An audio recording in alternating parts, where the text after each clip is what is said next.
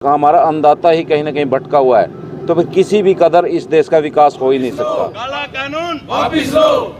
मोदी सरकार मुर्दाबाद, मोदी सरकार हरियाणा सरकार मुर्दाबाद। किसानों के समर्थन में जो वकीलों ने आज प्रोटेस्ट किया है, और ये एक्ट जिसका नाम farmers empowerment and protection act है, इनफैक्ट ये फार्मर्स के एम्पावरमेंट और प्रोटेक्शन के लिए नहीं है, फार्मर्स के खिलाफ है।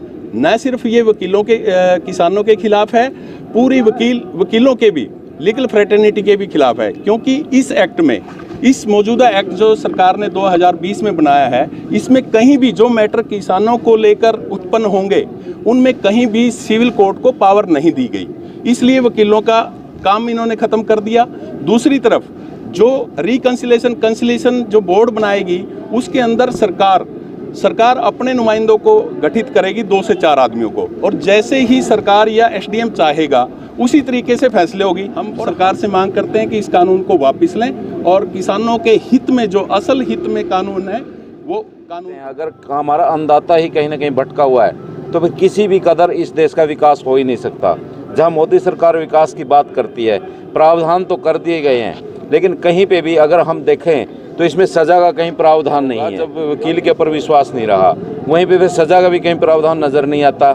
आज किसान त्राई कर रहा, उनको एक जेल तैयार करके है, बुराड़ी, जिसको बुराड़ी मैदान में बोलते हैं, वहाँ पे सुविधाओं का जिक्र करते हैं। जो सुविधाएं किसान मांगते हैं वो तो दे नहीं रहे हैं, वहाँ पे बुला करके उनको एक जेल में एक बड़े तरीके से ले जाने की कोशिश कर रहे हैं। पहली जो वार्ता भी बताया मेरे एक साथी ने कि वो उनकी विफल हो चुकी है। अब जब उनके मन में खोट है, जब 3 विधेयक वो लेकर के आए हैं, तो किसी भी एक्सपर्ट किसान को चर्चा में नहीं लिया गया है, कोई समिति कोई नहीं गठित की गई है, तो कैसे मान लेंगे हम।